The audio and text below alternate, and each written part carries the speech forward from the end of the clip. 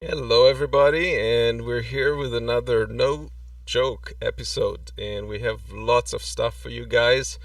So how are you doing, Marcus? How's things in Germany? Yeah, hey, everyone here. Well, thanks for joining us today. I'm doing good, and Amos, I hope you're doing fine also. And well, what a week again, right? A lot of things happened, and yeah, as Amos already said, we have a lot of things to talk about, and of course, I would like to have a look at the chat. Who is with us? I saw already Al Walski is with us. Hey Al, we got pitchforks are coming. He's from Canada or she's from Canada. We got Melissa H, of course. Hey Melissa, Cyrus is here. We got the Human Love Solidarity. And who else is with us? Let me see. Dennis McCartney is here. Thank you all for watching. Yeah. And Barbara Cyrus, Bartels. Barbara, Hi, yeah. Barbara. Hi, guys. All right. Well, lots of things happened here. Let's have a look what we are addressing today. The most important thing, again, for the second week in a row, we got Nina Turner on our card. I think she deserved it. And it's now official. Last week, she officially announced that she would candidate for Ohio's House of Representatives seat. It's Ohio 11, if I'm not right. If Yes. I'm right. Well, and it's absolutely fantastic. This is the best message we could get in these dark times, in these strange and crazy times. To know that there is someone, who we 100% know is fighting for the people, is fighting for Americans, for the normal people, not for the super rich. And we know her, we love her temperament, and we know that she will bring a lot of power into the house floor, right? Thomas. Yeah, I'm looking forward to it. Right. Okay, let's start with her tweet, when she addresses the public and she says, it's official. I'm running for Congress. I'm asking you to join me today as a part of a historic grassroots campaign, one that centers the voices of everyday working Ohioans. We have so much to do, and I hope we can do it together. Please donate. Yes. I'm pretty sure that everyone who can afford will support Nina Turner, uh, and we know that she's on the right side. And I'm curious. I'm very curious to see. First of all, if she gets elected, I think it's uh, in normally it should not be a question. If you know Nina Turner, she should get enough votes to get the seat, but we don't know what role the Democratic Party will play in it. And well, once she's elected, and I hope it will happen very soon, then I'm very curious to see how the dynamics will change within the progressive wing also. There was a lot of criticism, especially this week. We will address also this a little bit later. But let's first start the first video of Nina Turner. It's official. Can you start it? I cannot hear you. I am a daughter of Cleveland. I was raised in this community by parents who worked very hard. My mother was a nurse's aide, my father a truck driver. I can relate to people who live in the 11th Congressional District from all walks of life.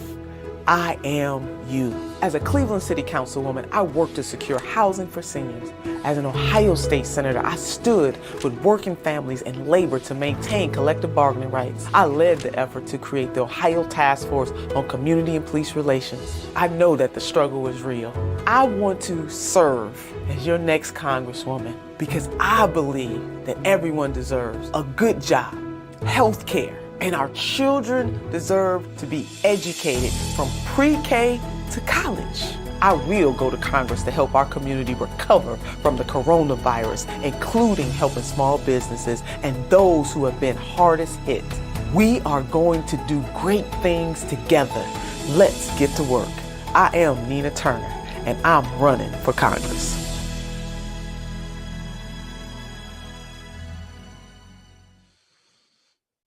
Yeah. Seeing this, well, even as a German, I only can say that I would love to have a woman of a caliber as Nina Turner here in Germany in politics. Unfortunately, we don't. But I see you need her more than we right now. But Yes, we do. she's extraordinary in my opinion, right? Amos, you wanted to say something? Yeah, I totally agree. I think it's fantastic. I'm very excited about her. I think she stands a very good chance. By the way, she's running against Kucinich. Remember Kucinich?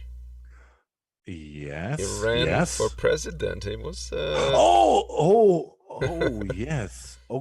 Wow. Okay. he was kind of an outsider at the time, but yeah, Wasn't was Kucinich? Didn't we make jokes of him? Wasn't he the guy who played the role? To serve drinks. At the first debates, wasn't he this guy? no, I don't think he didn't run in this election cycle. He ran like I think it was 2 cycles ago, 3 cycles ago maybe. Okay. It was in the early 2000s, I believe. And he's kind of a little on the progressive side, but there's nobody that can compare to Nina Turner, of course, in terms of her true progressive roots. So Yes, and well, before we go on, let's roll the second clip of Nina. CNN projects Joseph R. Biden Jr. is elected the 46th president of the United States. No honeymoon. What do we mean by that? We mean that we, the people, hold the power, that we must continue to fight for what is just, right, and good, and fight against what is not just, right, and good. We mean that we must have solidarity and commitment one to another. We who believe in freedom cannot rest. What do we mean by that? That as long as there are injustices, we will continue to fight. What do we mean by that? We know that when everyday people put a little extra on their ordinary, extraordinary things happen. The pressure on Biden starts now. We are holding him accountable because we got him elected. We mean we will continue to pursue those things that lift and edify, and we will reject those things that do not. We mean that we will not be seduced by smiles. We need action, and we need it right now. We will not relent. And that's what we mean when we say no honeymoon.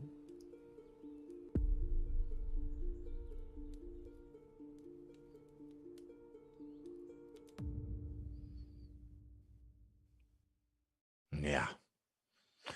Well, you saw already listed, what Nina Turner stands for and what she is willing to fight for. And well, I love it. I love it that she says no honeymoon for Joe Biden, because there is no honeymoon. There is no time for honeymoon. And yeah, I'm very optimistic about, and I'm very enthusiastic about it, and to see her on the floor and to see her fight with the Schumers, Pelosi's, and all the other corporate hacks there. And well, I hope in the end it will be to the progressive win. We will see. I've seen her open for Bernie as well. She has this amazing oratory quality of it's a real talent where she can really get an emotional response from what is she saying, and it doesn't sound fake. With a lot of politicians, modern day politicians, if they try to emulate a pathos or some sort of oratory style, it sounds fake and untrue. With Phony, her, I'm really it's a real talent, and I think that will serve her very well.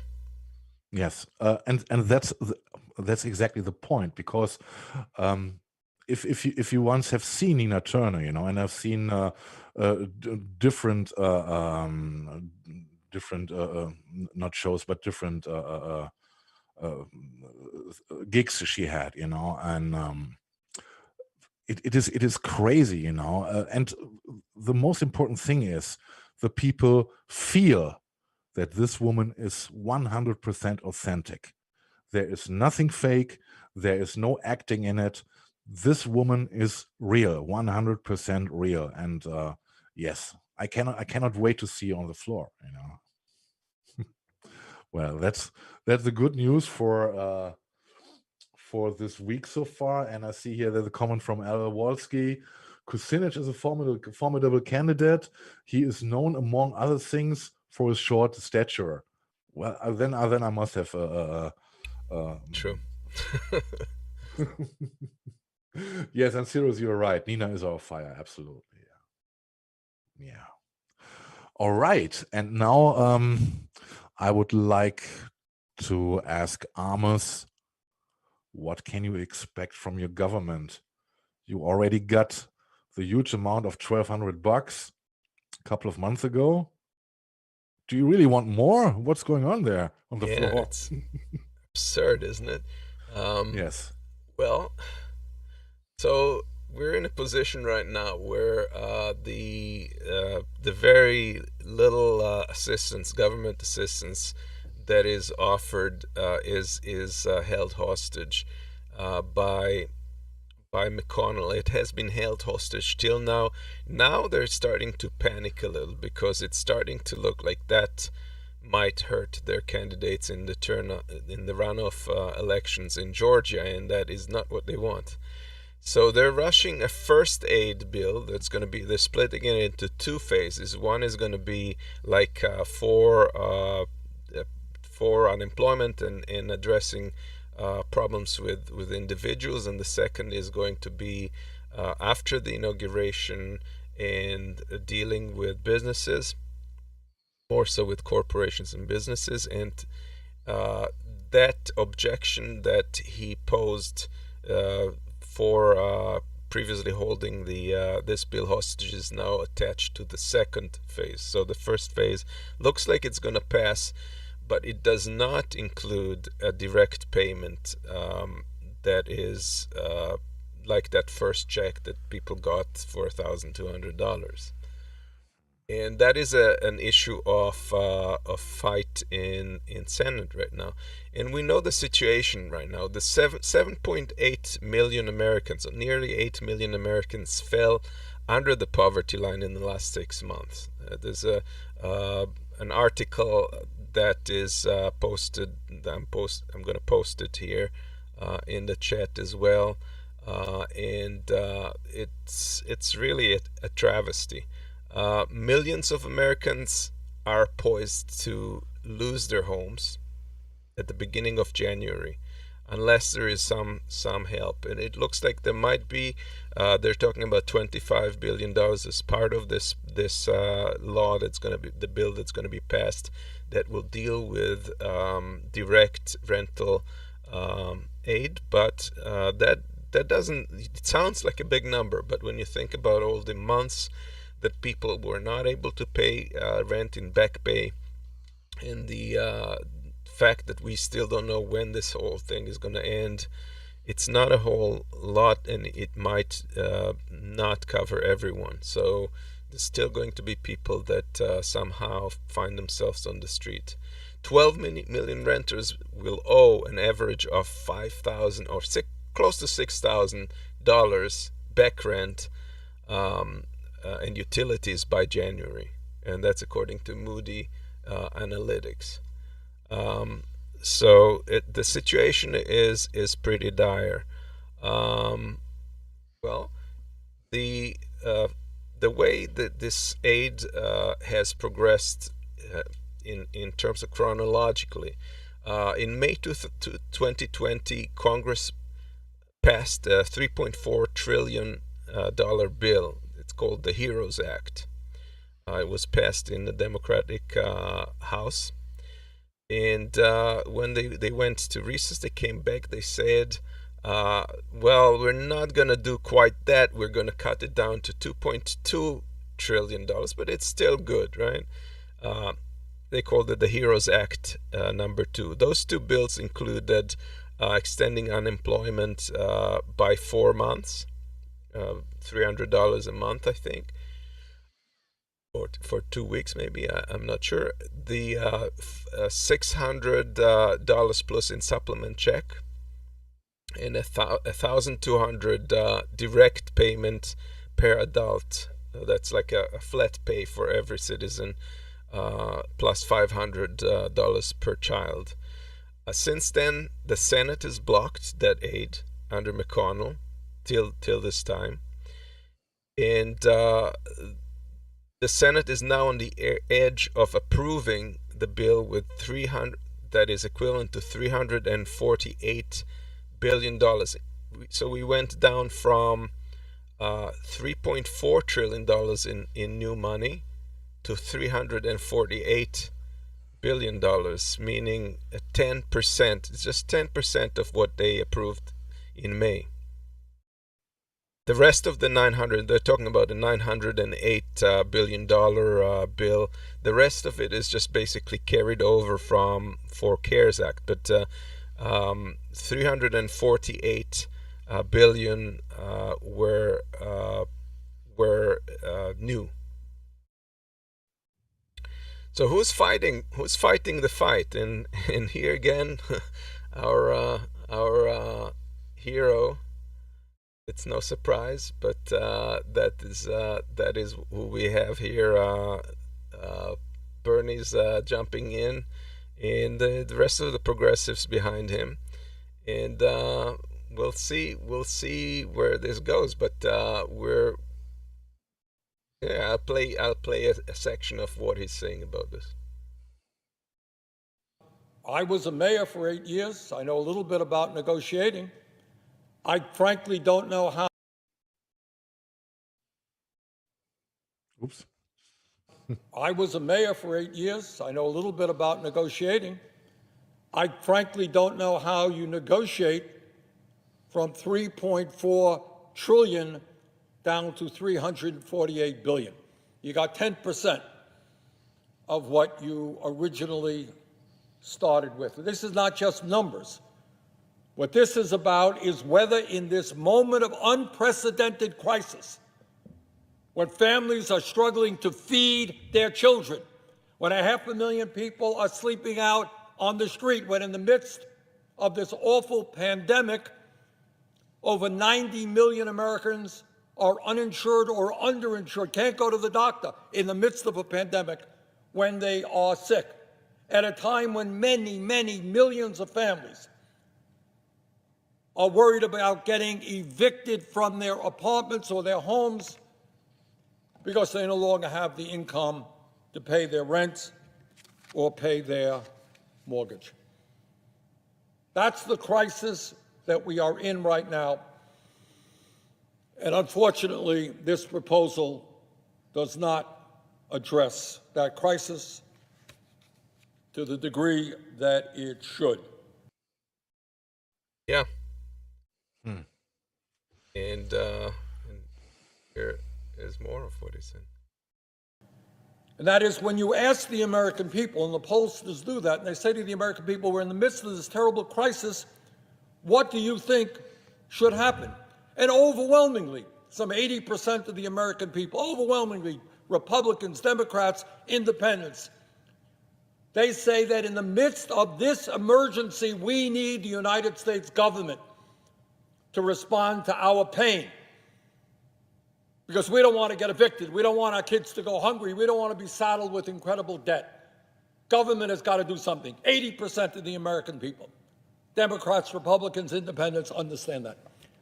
And then when you ask them, what is the most important thing that can be done? And there's a long list of things.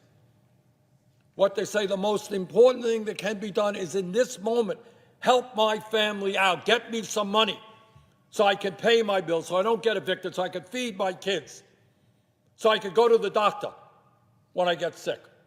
Get me a direct payment. As you know, Mr. President, the CARES Act provided $1,200 for every working class adult in this country. That is an individual earning less than $75,000 a year, couple $150,000 plus $500 for their kids. That means for a family of four, husband, wife, two kids, that's $3,400. Now, you don't get rich with that, but when you get a check of $3,400 for a family of four, it means that maybe you could pay your bills. Maybe you could breathe a little bit easier. Maybe come Christmas time, you might actually be able to buy your kids a few gifts. Maybe the fear of eviction is lessened just a little bit. That's what we did in the CARES Act, and that is what I wanted in this bill. Now, a week ago, 10 days ago, nobody here was talking about the need for direct payments, help for working families, despite the fact that that is the issue, the program that the American people most wanted. A lot of other important things that we're dealing with, that is what the American people wanted. Help us out. Let us make a decision. Get us some money in this time of need.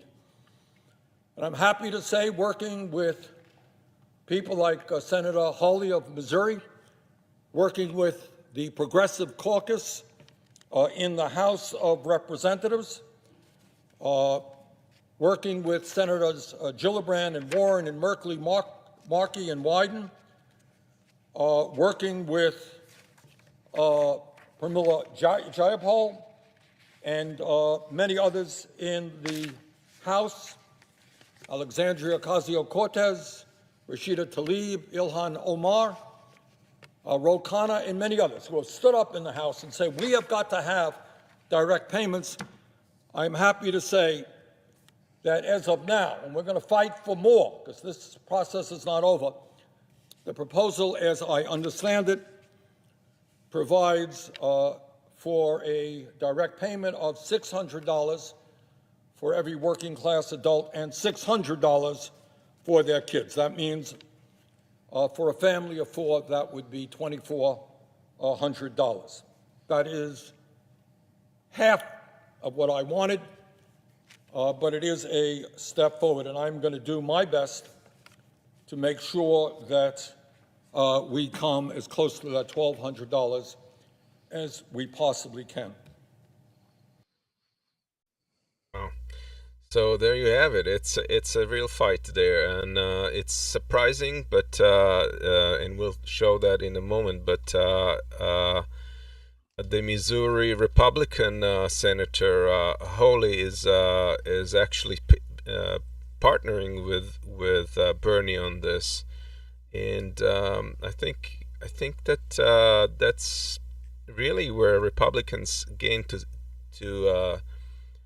stand to gain much in terms of their approval if they line themselves up with the need of the middle class and the people of the country. And right now, Democrats are not entirely on board with doing that, and that's going to create an interesting dynamic in the future if this fight progresses the way it may. So yeah, it's absurd that 600, even $1,200 per person for a single check, like not an ongoing thing, is absurd. It's ridiculous. We compare to most developed nations, like Trev mentioned, $2,000 a month in Canada. Europe pays people as if they were working, even if they're out of work, they're getting salaries. So to prevent businesses from going under and pumping money into the economy, which makes a lot of sense. And we let our people just hang high and dry and struggle. There's hunger building up. There's people losing their homes. And when this came to Senate, and there's senators like millionaire Johnson that kind of like presented this thing like we would love to help people, but we just can't afford to. This is going to put too much into our too much deficit. We just can't afford to. And that is the most absurd thing, because where were they? Where the government bailed banks and bailed businesses and so forth for the tune of trillions of dollars in the CARES Act. What about the tax reform that puts billions of dollars in the hands of rich people? Are they even considering reversing that, even temporarily? No, of course not. What about the ridiculous pumping into the military? Look at this. There is people who were this is the people who lost their health care in the during the pandemic. In all this country, nobody lost their pretty much nobody lost their coverage. In the U.S., nearly 15 million people lost their health care, and this is at the bottom. You can see how much we're spending on the military, on the military complex, over almost $800 billion. This is all these other countries, the most militarized countries in the second column combined, and then further on the right is all the rest of the countries, 144 or whatever countries, 100 and whatever left, are even that is not comparing to the U.S. military spending. But for people, we don't have money. Well, the question raised at the beginning, how can it be that they don't have money for the people? It's the high-end version of the predator capitalism, and it shows clearly where the preferences, the importance lies for this kind of capitalism, right? So people don't matter, and only the system matters. This question was long answered. What is relevant? What is system relevant? It's not the people, it's the system itself. And this is what we're seeing here. 14,600,000 people lost their healthcare coverage. This is we are near to the year 2021. Try to get this connected and ask yourself, in what kind of humanism, what does America is or let me put the question differently: is this the American dream? 14,600,000. Insane. The American dream, yeah. Right? Yep. Damn. It makes your blood boil. It really does. It's just unbelievable, and I think that we all have to call our senators and exert the maximum pressure on this, because it's absolutely unacceptable. And they say, well, accept what it's better than nothing. No, well, if nothing is if this is not enough to bail people out, then it's not better than nothing. Maybe, I mean, like, where does it end?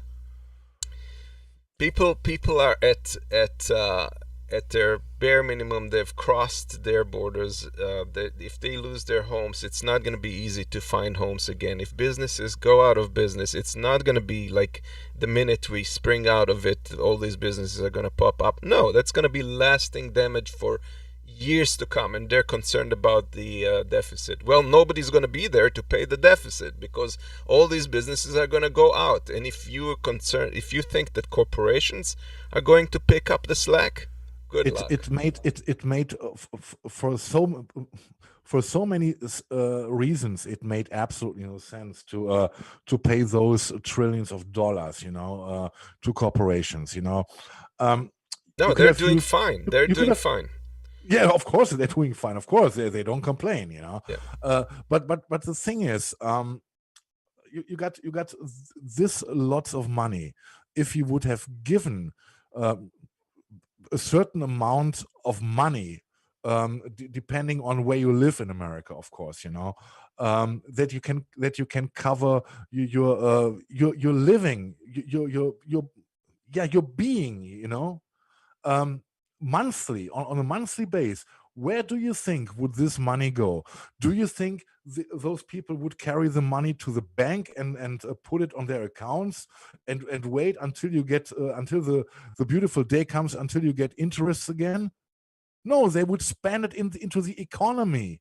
So it would have helped also the economy to go on to exist. This is exactly what we are doing here in Europe. Right. We are saying, we cannot close it down and leave the people where they are.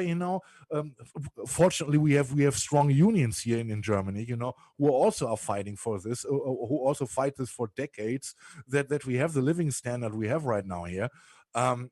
Well, if you give this money to the people, they would spend it for the things they would need on their daily base. So it would have supported also the economy. Yeah. But what did happen? They gave the money directly without anything to the big corporations. And what did they do? They bought their stocks back. Yeah, the corporations are doing, a lot of the corporations are doing just fine. Billionaires, a lot of these billionaires, high-tech billionaires and stuff, Amazon and on, have increased their wealth. Don't start with Amazon, Yep. This is immoral. Yeah, and then in my opinion, the existence of billionaires is immoral. Yeah. Period. Well, that's a different discussion, but certainly, I mean, there's people like Jordan, like Johnson, come out and say, well, it's not the most useful way of doing it. Some people put it in savings in the past round, and so this is kind of a blunt instrument. Okay, it's a blunt instrument, but you have not provided anything else. You've not solved the problem. People are again in a position where it's a critical state, and now is not the time to start quibbling about it. You should have done that a month ago, and you should have pumped these monies all along. You've not done that, so now you're waking up to say this is too much. This is just unbelievable. Here's a clip of Senator. The Missouri senator that Hawley that kind of joined Bernie on this fight, and I couldn't agree with him more. And I thank the senator of Wisconsin for his perspective, which I always appreciate, and of course I appreciate working with Senator Johnson on so many issues. On this issue, though, I'm afraid we just are going to have to differ. And I just want to say this: nothing could be more targeted. No relief could be more important than relief for working people. Well, the senator's right. This body has spent trillions of dollars this year alone on COVID relief. We're getting ready to spend apparently another $1 trillion more. And yet, working people are told they may be last, if they get relief at all. I don't think the American people understand that. I know people in Missouri don't understand it. And I just urge members of these bodies, go home and try explaining that to the people of your state. Go ahead. Just try. Try telling them why this body can bail out the banks. We bailed out the banks to such a tune that now they've got money left over.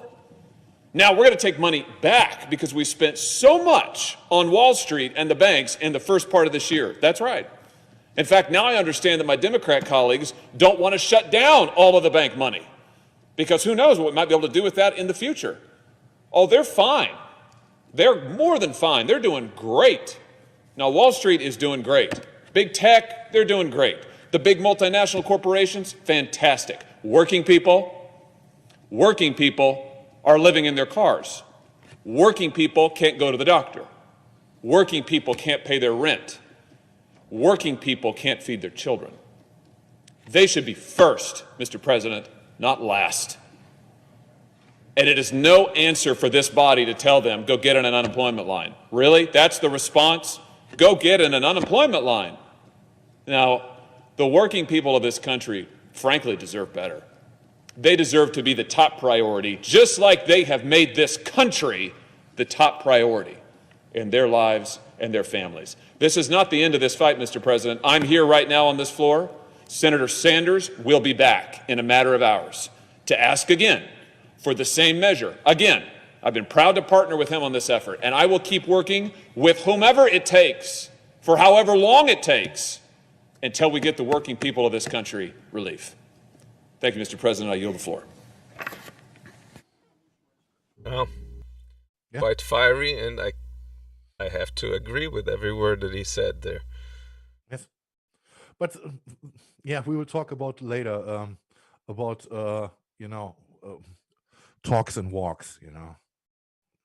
And here's us going over the cliff. Yeah. And on top of this, like I said, McConnell is taking hostages. He's doing their utmost to link immunity, absolute immunity, to corporations and companies against any wrongdoing that's in any way associated with this pandemic. And I have friends. I have a friend who's working in one of those, one of those discount stores that let's call it large fields, and they're telling me that they're preventing their employees from knowing if somebody gets sick. They're not warning the rest of them. They just send the person that's sick home, and they don't tell anyone if they got COVID, if they tested positive for COVID or not. Some people tested positive for COVID. And if they're lacking people in the store, they're bringing people from other stores. So they're increasing the likelihood of spreading it even to other areas by bringing people from outside. And that kind of behavior, McConnell would want it to be legal, and you have no recourse to sue them if something goes wrong. And this goes to meat packing. This goes to a lot of things. Let's see a little excerpt explained about this. Mitch McConnell is talking about trying to have total immunity for big corporations for really anything that's remotely connected to the coronavirus crisis. He's reconvening the Senate today, he says, for the purpose of granting immunity to big corporations, and he says he won't let the next stimulus/relief bill go through unless it includes provisions to protect big corporations from lawsuits. This is not just about, although it's especially about, protecting employers from lawsuits for endangering their workers. It's also about lawsuits protecting companies from endangering their workers. It probably means protecting corporations from lawsuits over environmental pollution, maybe even violations of the civil rights law, fair wage law, and even more. This is a long-term agenda of the Chamber of Commerce and big business. Mitch McConnell sees an opportunity with the coronavirus to capitalize, and he's trying to get broad immunity for corporations for all the kinds of wrongdoing they might commit during the period of the crisis.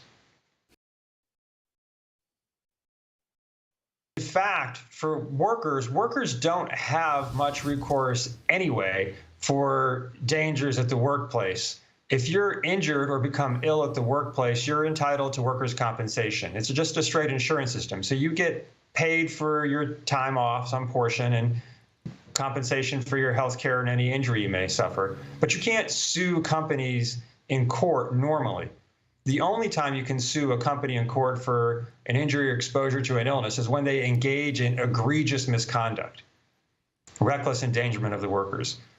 So when McConnell says he wants to protect the companies from lawsuits, he mostly means he wants to protect their right to engage in egregious misconduct. There's one case that's going on right now in Missouri that's slightly different, involving meatpacking workers. There, the workers are not suing for money damages. They're suing for injunctive relief to force the Smithfield meatpacking plant to adopt the sensible minimum standards needed to protect workers who are going to be required to go to work, to give them the protective equipment they need, to make sure there's adequate sanitation, extended breaks, that they get adequate sick leave, that there's testing, and crucially, that there's sufficient distancing at the production line.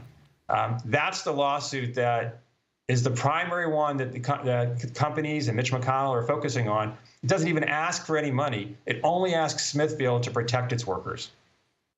Yeah, so you see, it's not even. I mean, we're talking about situations where the misconduct would be egregious. It's not even like things where the it's not like other situations that you could say, well, we don't have full protection. We're talking about like misconduct here, so, and he still wants to protect that. Again, this hostage taking has moved from this taking the direct assistance part of it out of the equation, but that's still an upcoming battle in January regarding the other phase of this, and it's not going away. So we have to keep our eyes on that. Yeah, definitely. Well, what can we say? It's that there's a discussion around this. As I said, it's ridiculous. Look at the other nations. Look at the world, how they are treating their citizens. Yeah, you can feel yourself like being third, fourth class citizens, right? Yeah. Don't worry about the rich guys. They get everything they would need. They maybe don't even have to ask for it. They only these are they're only holding the money in the air, and that's it. For common folks, it's and people in the service industry, it's grueling. It's really difficult. They're told to come back to work. They cannot afford not to. They lose their jobs. It's yes. Hard, and they're sacrificing left and right, and Congress and Senate is not willing to even come a little bit towards them at the moment. It's just it's not only about a new how they call it stimulus bill or something like this. Right. It should be an aid bill, to help people, but it's not only about this. It is also about the question of healthcare in general, and this brings us to our next segment, Marcus, before you move to the next segment, I wanted to ask our audience to please like this if you agree with what we're presenting. If you think this is important discussion, share it. It's how the word gets out. Share it on your social media. Share it with your friends. That's how we will get the buzz about all these issues going. So please do that. Yeah, Marcus. Yeah, well, as I said, it is not only connected to giving money to people in need. It is about the general question about healthcare, and it is ridiculous. I can only repeat myself. It is ridiculous for me in Germany to see that nearly in 2021 nothing is solved in America, and that so many people don't get what should be no question at all, that they should get help in case they need it, and I think that the time for discussion is over, and that I'm still a fan of AOC. I think she stands for the good things, but I also sense that she definitely can do more, and I think that she should fight more. She should not look at which feelings are hurt in the Democratic Party, but she should think about who elected her into the House of Representatives. And I'm pretty sure that if you ask the people who voted for her 2 times what she should do right now, I think the answer would be quite clear. And I think it is no question, if you look at the polls for years of that the majority of the American people, be it Democrat, be it independent, be it Republican, be it Green or whatever, the majority, the clear majority, wants to have what all the other world also has already, and for years, decades, and I think there it is over. If you look at the developments in the Democratic Party since it was clear that Joe Biden won the election, and look at the nominees, the candidates he picked, and look at the latest development that AOC, for example, was blocked from the Energy and Commerce Committee. There you see absolutely that they are doing everything to keep the progressive wing under control, to keep them down. So what do? You can roll on your back and wait until someone pats your belly, it says everything will be good, or you fucking can stand up and fight for it. We know that AOC is excellent on Twitter, that she has very often very pointed and very, very straight answers, to accusations against her. But it's over. It's not the time anymore for Twitter and stuff. I think the Americans, and especially the people who voted for her and for the others from the squad, for the complete progressive wing, they want to see them united, and they want to see them finally fighting for healthcare, for Medicare for all. And I think it's I think the majority of our viewers also unfamiliar with the discussion around it in the last week, starting with Jimmy Dore, who went after AOC. And in my personal opinion, Jimmy Dore was 100% right in what he said, but the tone was not was not that good. It is a question, how you try to transport a message. You can do this in an aggressive way, and you can do this in a more quiet way, and we got all the facts on our side, which in favor of Medicare for all, and it is not helpful, to call people names, and to say to dismiss other left-oriented or progressive voices on the internet or somewhere else. I think this is not helpful, but it doesn't change it doesn't change the message of Jimmy Dore. He is 100% right. You have to expect that the progressive wing starts to fight finally. You cannot wait for Nancy Pelosi or Chuck Schumer or all the other hacks there until they decide it is now the time, which will never happen, of course, to do something. So let's and look what AOC said. Look at the first tweet. As an answer to the accusations, to the video clip of Jimmy Dore. She says, some people say a co-sponsor list isn't genuine, and forcing a vote, even if it fails, will add clarity by putting people on the record, even though co-sponsor list is on the record. Problem is with the GOP Senate, people can still disingenuously vote because they know it's going to a graveyard. I think this is a lame excuse,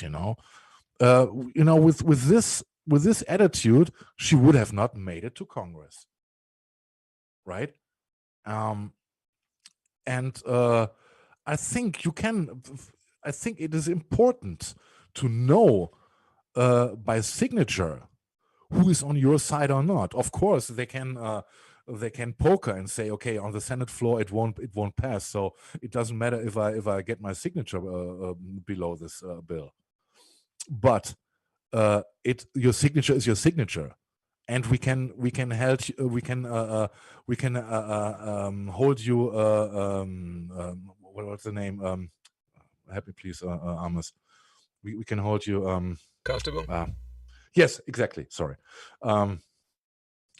And I think this is a message. And there's also another thing which Amos pointed out when we were in the green room before the show. The question around Medicare for all, being now on the agenda, on the top agenda, it also would influence the outcome of the Senate race in Georgia. Because if you look there, if the Democratic Party would officially, at least on the House floor, support the Medicare for All bill, it would have a big influence in the Senate race in Georgia, because, as we know in the polls, the majority of even the Republicans are in favor of such a bill. So it could be a deciding step, apart from knowing who's on the progressive side or not, right? So I think this as an answer is a little bit weak. This is not what I expect from a person like Alexandria Ocasio-Cortez, and this is disappointing. And I hope she come to sense that she will learn that her approach to the Democratic Party, to the leaders of the Democratic Party, failed so far. So she gotta rethink, and she gotta rethink with all the other progressives in the party what the next steps would be. And I think the suggestion Jimmy Dore made is absolutely fantastic, because it only works with pressure. And if you remember back, it was AOC who once also said that you can push politics only by pressuring. So they need the pressure. So we need someone who puts the pressure on them. And we got them. They were elected. They only have to find finally the courage to do this, because they finally got to learn that they don't have to expect anything from the establishment of the Democratic Party. So why not fighting them? And you saw the video of Nina Turner, No Honeymoon. She knows exactly what's going on. And so she purposely put this video out. No honeymoon for Joe Biden. Right? And I think this is the clear message. And as I said, the tone of Jimmy Dore, it would not be mine. Sometimes I'm also raging, but the message of him is absolutely 100% correct. And they need the pressure. They need to put the pressure on the Democratic Party. There is absolutely no question. And today, he even, it was yesterday in the evening, he had a long discussion with Dr. Cornel West. And even Dr. Cornel West absolutely took position. And he said, Jimmy, your message is absolutely right. And so there are some are criticizing Jimmy Dore for this. But in my opinion, it's a message which counts. And to defend Jimmy Dore a little bit, he's preaching this for so many years right now. And I can understand that there is a time where you are absolutely fed up with the shit, and where you're losing it, and he lost it, and but he was right, and he is right, and I hope it will change. If you look at the at the other tweets, and there you see Alexandria Ocasio, she's complaining now. So now you've actually made life harder for organizers, because if you suspect a co-sponsor isn't genuine and all this stuff, she's writing there. This is lame. Jimmy Dore is right. Tell Nancy Pelosi, you don't get our vote if you don't put this Medicare for All bill on the floor. Period. And then let's see how they react. Well, this is what I can say. This is my take from the week's discussion around Jimmy Dore and AOC and Amos. You also saw this week. What is your take from this? I did. I think again. I have a lot of disagreements with Jimmy Dore. I think it's childish, and it's very counterproductive to attack everyone who is not agreeing with your strategy, even if they're on the same page in terms of the ultimate goal to label them as phonies or fakes or sellouts or whatever.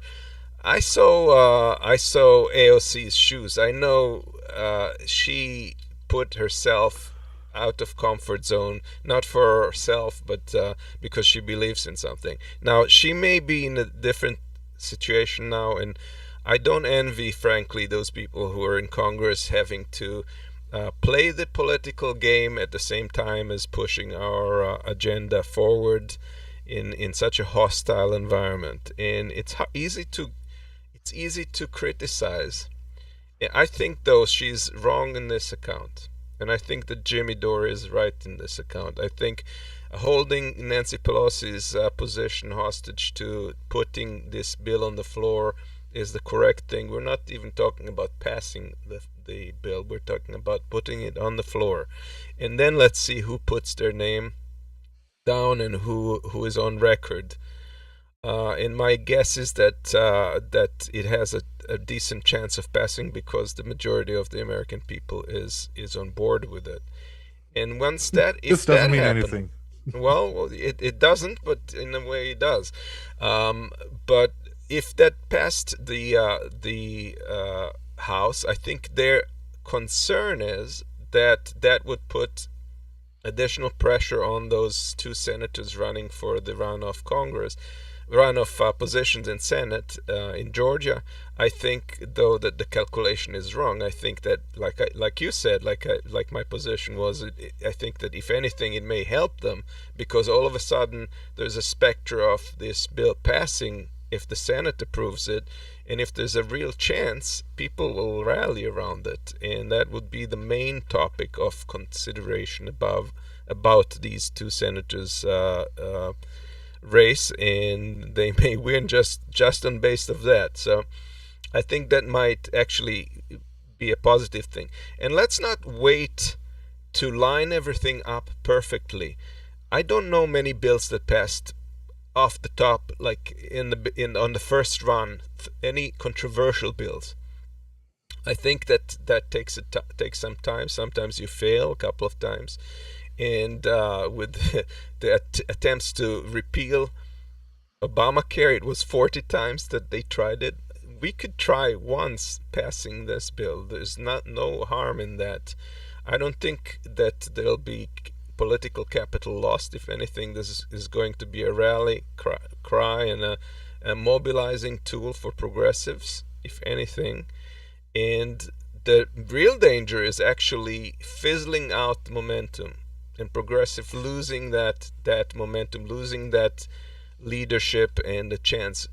Why not learn from the Tea Party? When the Tea Party came into the Republican Party, they turned chairs upside down and they got results.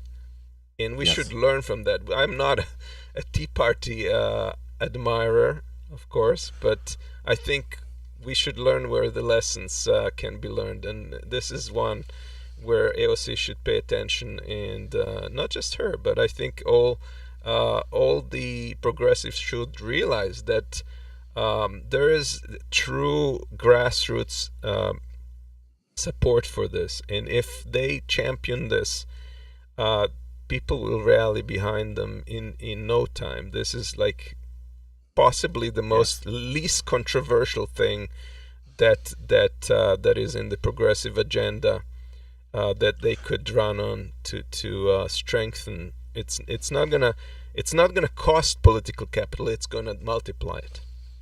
And talking about momentum, you're absolutely right. Momentum. We have the momentum, absolutely. We have a pandemic. Exactly. And Republicans also here's Jimmy Dore is absolutely right. When would you get health care if not in the middle of a pandemic? If you don't get it today, now. Exactly. And Republicans, you won't get it never, ever. Yeah, that's correct. And Republicans and establishment Democrats know exactly.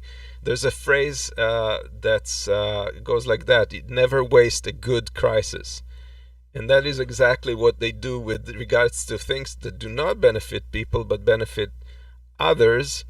And why not use the same principles where it comes to people? Look, the establishment on both sides used the crisis to feed their fucking rich fucks. And now I think it's absolutely legitimate, you know, to put now to say, okay, if you think you can feed them, you can feed the rich guys, so we want what's ours, you know. And we don't have to talk about this. Healthcare is a human right, you know, and it is fucking crazy to talk about this in December 2020, you know. And pressure. And if you see what did the progressives achieve so far? There was a video coming out from AOC a couple of days ago in which she listed the achievements, you know. I would say, okay, everything is fine, but these are only the crumbs the Democratic Party establishment allowed you to get. The EEC seat was given to Kathleen Rice. Yes. Kathleen Rice, I think two years ago, you said she threatened Nancy Pelosi not to vote for her, and now she got the seat. This tells you how you got to play this game. And it's not just AOC that was snubbed. It's all the progressives that ran against all of them against corporatists lost their positions. So it's if this behavior doesn't cause a battle cry as a reaction, then I don't know. Then they can go. They're worthless. If they don't take this, you know, as a start, you know, as a sign now to push back. I think they will. I don't see them not getting that message. They have no other chance. They have no other chance. And I think that's a credible. And it's a big mistake by the Democrats, by the way, to have pushed them in that direction, because people like AOC or others may have perhaps tempered their actions, but if they don't have any, they see that it's not to any end, they will just lash out and rightfully so. Sorry, and I was wrong. Susan Rice. Thank you, Barbara. Not Susan Rice. Kathleen Rice. No, it was Kathleen Rice. It was okay. Yeah, Kathleen Rice got the nomination for the energy. Because Barbara was correcting me. Okay, anyway, and it was Kathleen Rice. Okay. Yes. Okay. Well, yeah, that's the heated topic of the week, and well, as I see in chat, you know, it is also a big discussion around this. I think nearly all of them were watching us. It's not surprising me. They all wanna have Medicare for all, you know, because it makes sense, you know. Shout out to Kulinski and to Jordan Sheridan and others who've all agreed with this position. Yes. In spite of all the differences, they agreed with Jimmy on this, and so I think because if you look at the facts, you only have to agree, you know. Yeah. And you only have to agree to the next step the progressives have to do. Anyway, yeah, the next topic, which is depressing, you know. An article from Jacobin I found this week. In the wealthiest country in history, Americans are desperately struggling with hunger. For a few short weeks last spring, it seems like the tectonic plate of America's political consensus could be about to shift. Amid talk of massive public spending, enhanced support for the unemployed, and even the conscription of private industry under the Defense Production Act, it momentarily appeared that the pandemic might at least put a dent in decades of bipartisan aversion to social democracy and activist government. Yeah. And if you look at the highlights, I only want to quote them. Yes, Americans haven't received direct cash aid since a wave of 1,200. We know this. The checks went out last spring. Today is December. The year is about to change. You know, you were left alone for many, many months from your own government. You know, it goes on. Both a federal moratorium on evictions and remaining unemployment assistance for 12 million people are set to expire by year's end. So 12 days. And that's unless they change something, they may change something, but up to now they haven't. What is important is that Bernie Sanders and others. Yeah, Yes, Bernie but Sanders and others have made sure that there's going to be some aid in rental payments. So that's also important, because it's not just delaying an eviction, but it is important, but it is only a drop on the hot stone, if you want so, right? You know, it is too few to survive. You know, yeah, it goes on. According to recent analysis by the paper, more Americans are currently going hungry than at any point in at least the past 22 years. This is absolutely crazy. Think back 22 years. 1998, 99. It's crazy. It's in 2 decades, you know, in which the world developed further. Not for Americans. It goes on. 1 out of every 8 people reported not having enough to eat, sometimes or often, throughout the past week. Isn't this terrible? Isn't this terrible for the wealthiest country, that their own citizens are hungry, are starving?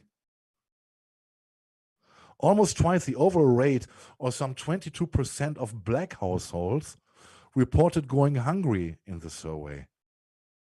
22% of the black households is crazy. Though the worst outbreaks of hunger are mostly in southern states like Alabama, Louisiana, and Mississippi, higher than average rates are also scattered in areas across the Midwest and even some coastal regions. Well, is it a South state problem? Are the South states treating their people even worse than the other states of America? I'm raising the question because I have no answer, because I'm no American citizen, you know. I'm not sure either. You know? I don't know exactly what the local politics is. I would presume that some of it is because of the Republican ownership of these states. Yeah.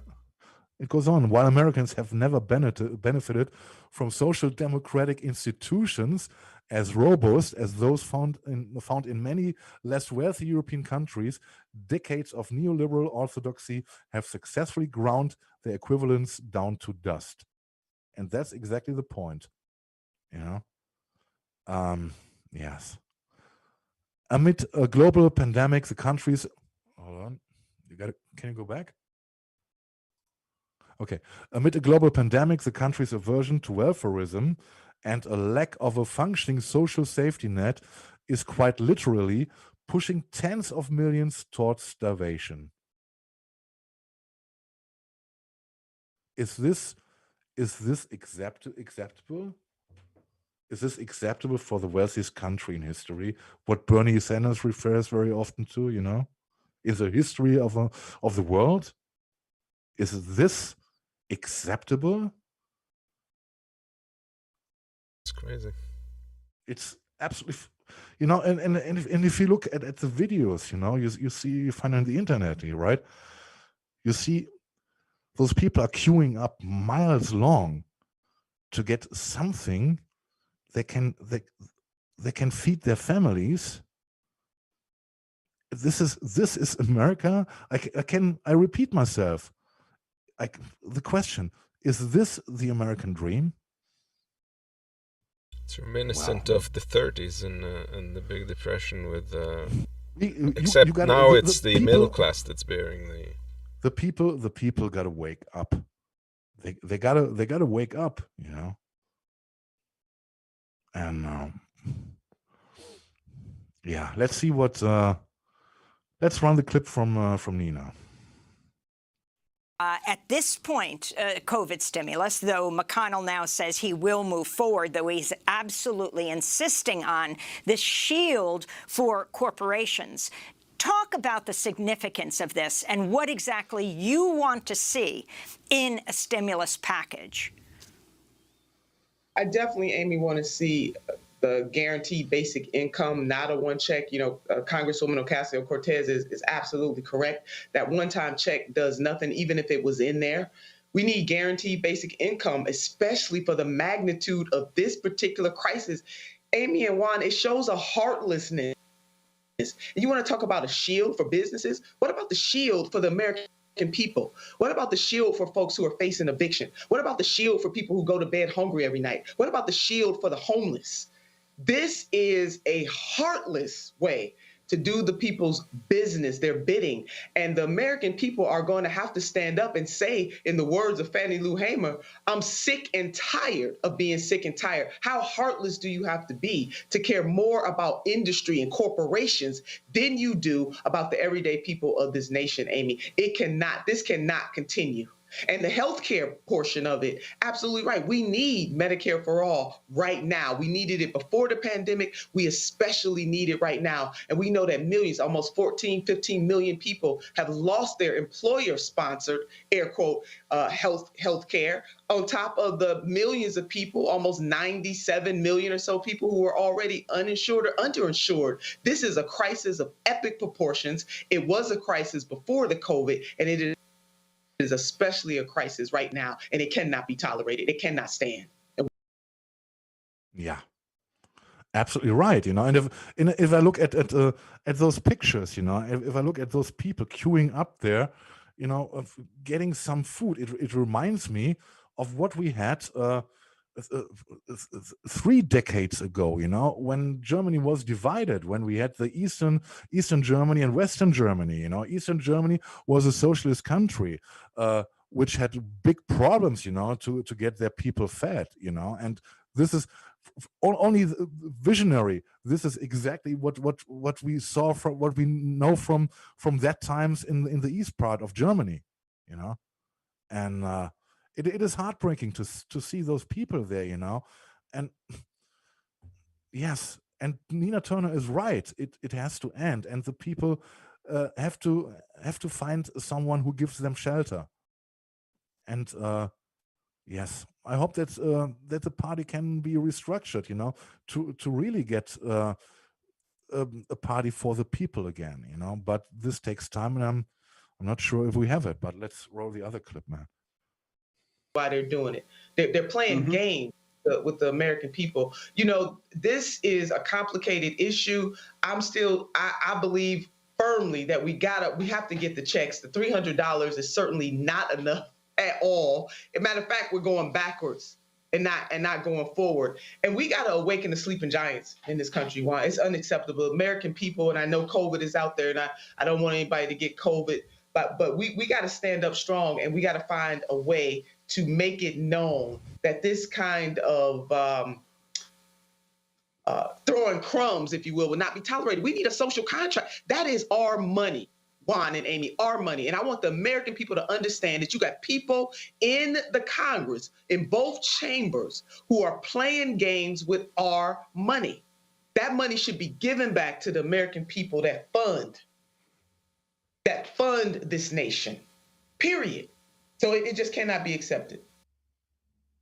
Yeah. I have nothing to add. Nina said it all. It's unacceptable and has to change. Yeah. Next segment. Or do you have anything to add to no, what we've seen there? She's very articulate in what she's saying, and I agree with every word. Yeah, absolutely. Yeah. Agreeing with every word, I remember the times, when I liked Tulsi Gabbard, right? But she's leaving politics. She's leaving, I think in the next couple of days, within 3 weeks, she's out. And the last thing she's putting on the table is a very strange thing around transgenderism and transgender women, girls, and well, I don't want to go into the details. I'm only wondering, and I would like to ask our chat, because I know there are many people who are a lot smarter than me. Maybe they know what does it mean. Tulsi Gabbard on the way to go. She is in transition, if you want so, right? Coming up with this one suddenly in times when we have much more serious problems than this, and she puts herself in a light. It was always a little bit difficult, to see her as someone who is really progressive. She in the past she also had very strange reactionary traits, but I had sympathy for her, but this vanished more and more. It was very strange when around Bernie, the thingy, why she didn't support Bernie. There was something behind. We still don't know. Very mysterious. But she lost, in my opinion, she lost a lot of credits on my account, if you want so. And I'm looking at the chat now. Is anyone who knows what the intention is behind this transgender alarmism? Because I'm lost. I'm completely lost. And I asked Amos also before. And Amos, what did you say? Do you have any clue what this means? Well, there's been accusations before that she was not very LGBTB friendly, and then she apologized. She says she was wrong, and now she's back to where she was. So God knows. And just as a reminder, this was a similar bill to what Kelly Loeffler, the one running for Senate in Georgia now, has also supported. A very similar bill where they're like attacking women's sport, transgender people in women's sport. Go figure why this is important. All the explanations that this puts women at a disadvantage if they're competing against a stronger athlete. I mean, what about the opposite direction? And it's not even true. It's not even a generalization you can make, because there's people who may be born with a penis but have every other part of their body feminine, and why should they be discriminated against because they were born with a penis? Like it's absolutely outrageous. Yes, but exactly. And the question which I raise is this the last political heritage of Tulsi Gabbard? If so, it would be very, very disappointing, right? It's sad. Yeah, and she has still her backers like Nick House. He's not going to change that, no matter what she says. It's just odd. Yeah. Julie Love says, it's unfair for huge ex-guys to compete with women. I agree. I'm not anti-trans. Julie Love, from the matter itself, it is discussable. Absolutely, But I'm asking about the timing. She's going out of the house. She's not candidating anymore. Why is she putting this up right now? This is the question, Julie, right? It is worth a discussion, and how far it is compatible, and so far, but going out of Congress and leaving this note for a goodbye, it's stupid to me. Sorry. The only thing I can imagine is that she worked on this for a while and she doesn't want it to go to waste. Yes, then she has problems. Then this woman has real problems. Yeah, in those times, right? Anyway, well, I only wanted to raise it because I absolutely could not understand what's behind it, And so okay, let's forget about Tulsi Gabbard. She's out anyway soon, and let's talk about the shortcuts. You got something around Tesla, and Well, Tell us before we more. get into Tesla, Tesla is actually happy news, but well, not Tesla, but the next topic is going to be. But before that, I wanted to mention there's an article in The Intercept about the CIA training and embedding death squads in Afghanistan, a death squad named 01, Unit 01, that's gone to madrasas around the country in the central part of Afghanistan and executed people on the ground, and including children as old as 8 in the madrasas. So let that sink for a second. The CIA has helped Afghani forces go and execute up-and-coming terrorists, so to speak, that are children in madrasas. And nobody's speaking about it. Nobody's condemned the U.S. for doing so.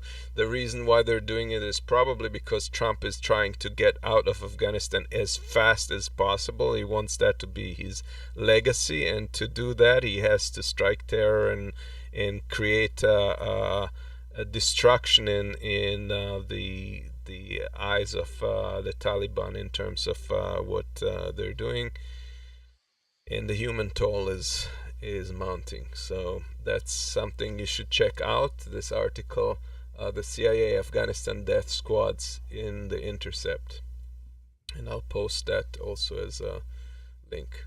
Next is something actually a little fun, and that is a new vehicle that's going to be put on the market called Aptera, and that's the name is called after wingless flight.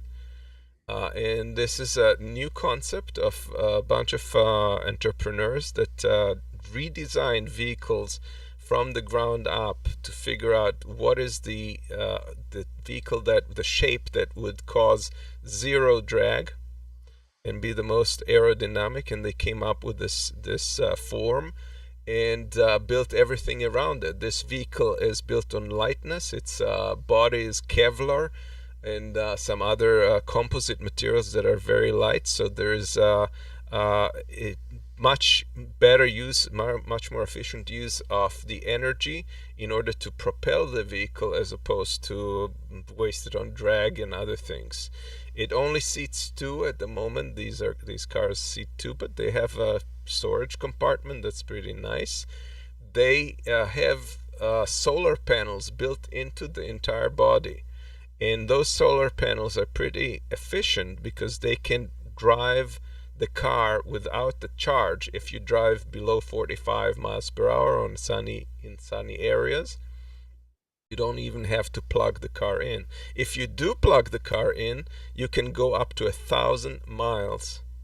1,000 miles on a single charge, if you can believe it. This is more than twice than Tesla and the other competitors at the current time. So what is this gonna cost you? $25,000 in the first run. They've already sold out of the first 3,000 spots, and this is coming to market in the upcoming year. So let's hope. Their previous run, like two years ago, I believe, they tried it. They ran out into financial trouble and they had to abandon it, and now they're back in the game. Let's hope that this goes through, because this thing can put Tesla in that's clearly a much better product than Tesla in terms of energy efficiency. Let's watch the video.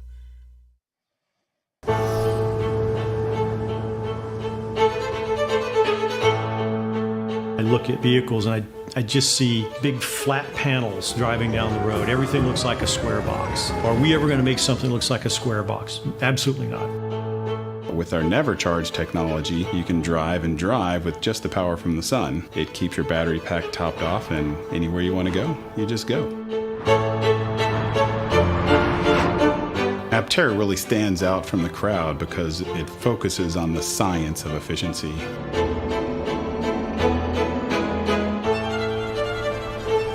A 1,000-mile range vehicle. It was an insane claim, but it's all science. More aerodynamics, lighter weight, efficient powertrain, gets you further with less energy.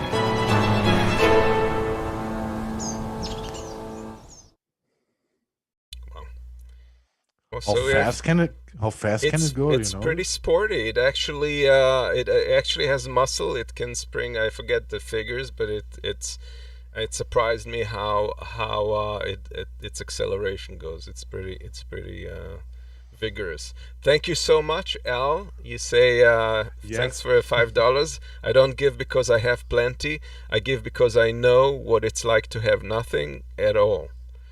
Give what you can when you can. Thank you so much, Al, and we appreciate it greatly. Thank you very much, Al. You're great, man. Well, So, we have a few more satire pieces to round up with, and let's go through them. So I see you have a 4-year gap on your resume.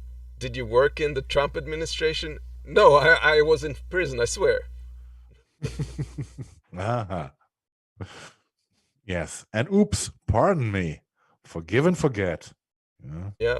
Oh, Rudy, and if you can go back, if you look at his hat, Yeah. there's something dripping off. That's right, I didn't notice that. The emperor has no evidence. Mr. Barr. It was kind of crazy to watch Barr like squirrel, like how he could get fired and still suck up to Trump. It's just it's so embarrassing. It's so humiliating, and those people just don't have any self-respect or honor. Yes.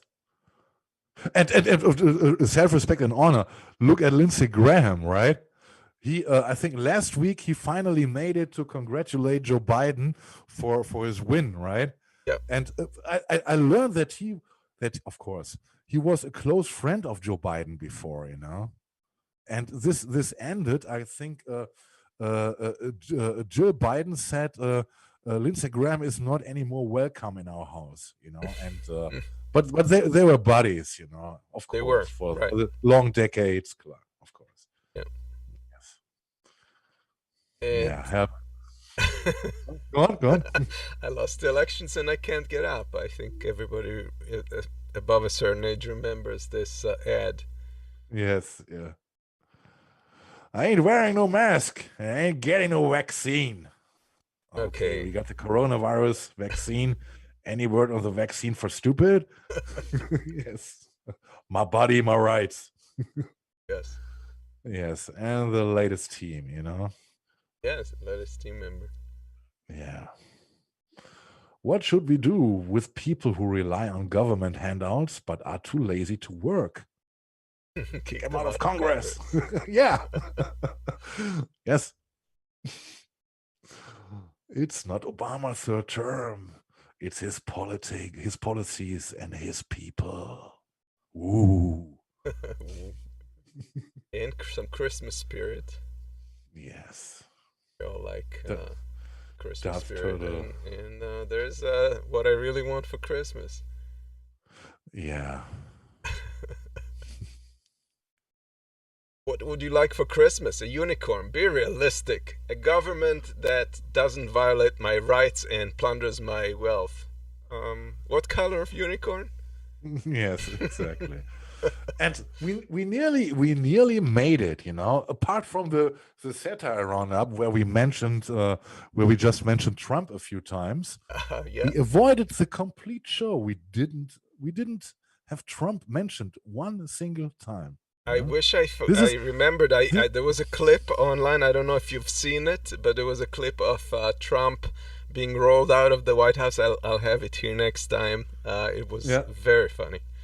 Yeah, and today I phoned with my aunt, and she said, "What's going on in America, Marcus? We have nothing to laugh anymore since Trump lost the election. This is a very, you got to see that my aunt is not very close to American politics, Yeah. But of course she knew what kind of idiot Trump was, and but she's missing him already, on a funny way. Yes.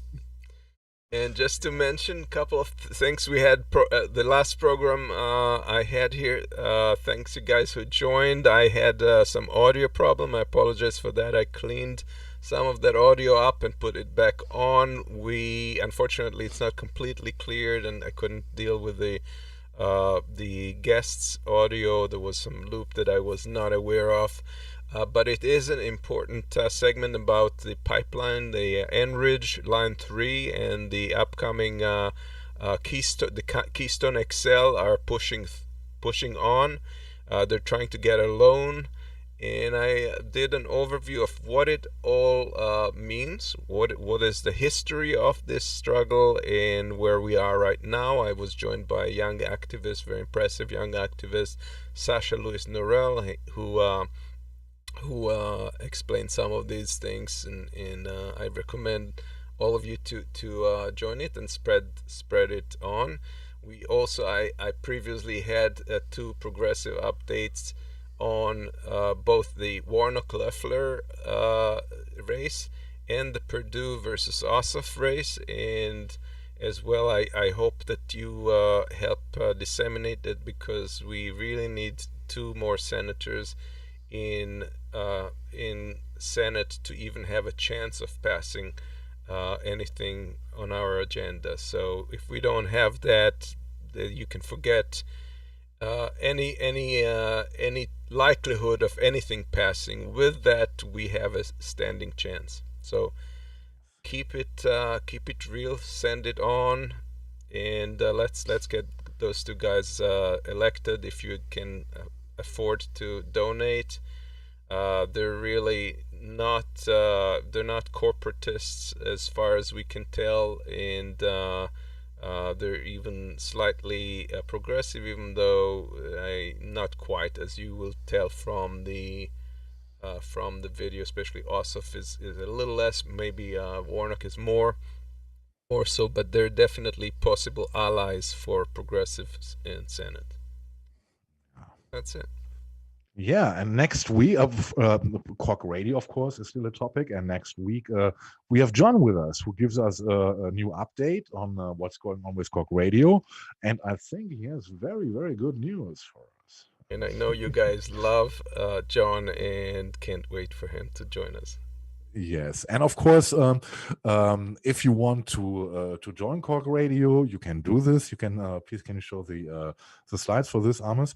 And you can become a member. You know, you would get exclusive content on Discord. You know, and for just 100 new members, we could easily run the radio station, and it would be great to if you guys join us on Discord and support us. And if you want to volunteer and be actively involved in Cork Radio, you also can send us an email to corkfm.com/volunteer, and yes, and then we would contact you and see what's in how far we can work together. And as I said, next week John will be here with good news. And well, that's all for today. Quite a long show, but yeah, we had a lot to cover also. And I would like to thank Amos. I would like to thank our viewers in the chat, and thank you all for watching, and yeah, for supporting us, of course. And we're going out, you know, I'm complaining nearly every week about YouTube. It is more and more difficult, you know this. I spare this now. We are running an oldie. It's a band, it was a band from Oregon. It's the Water Tower Bucket Boys, and they are bringing Meet Me Where the Crow Don't Fly. And I hope you enjoy this. Have a great weekend. Stay safe. Stay safe. See you next week. Bye-bye.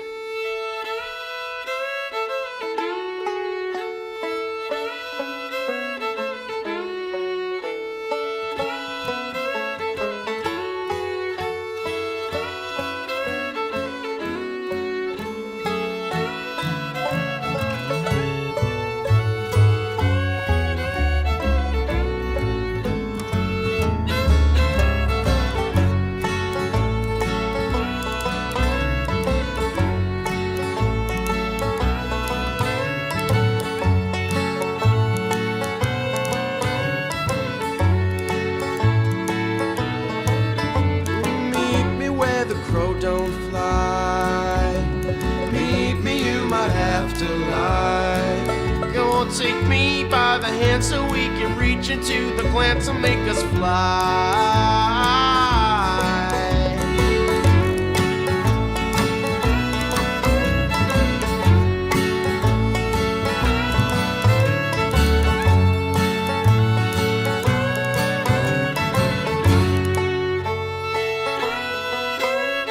Meet me by the dried up lake, and please make sure you leave no way.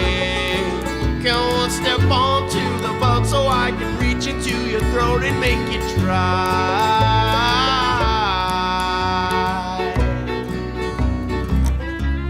And everyone that chose it, you can't tell they know, 'cause everyone is all the same.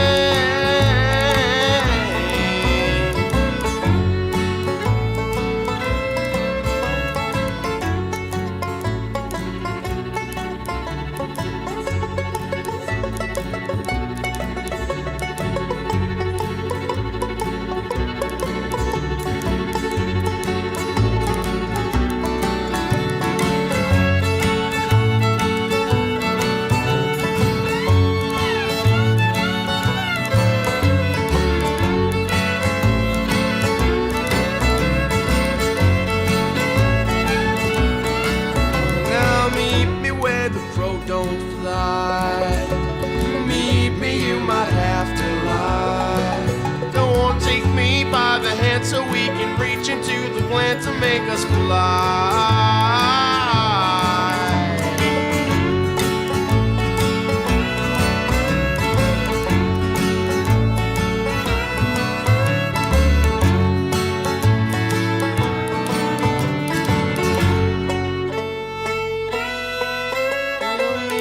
By the dried up lake, and please make sure you leave no way.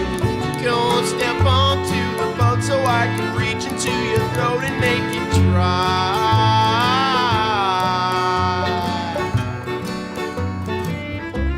And everyone that chose it, you can't tell they know, 'cause everyone is all the same.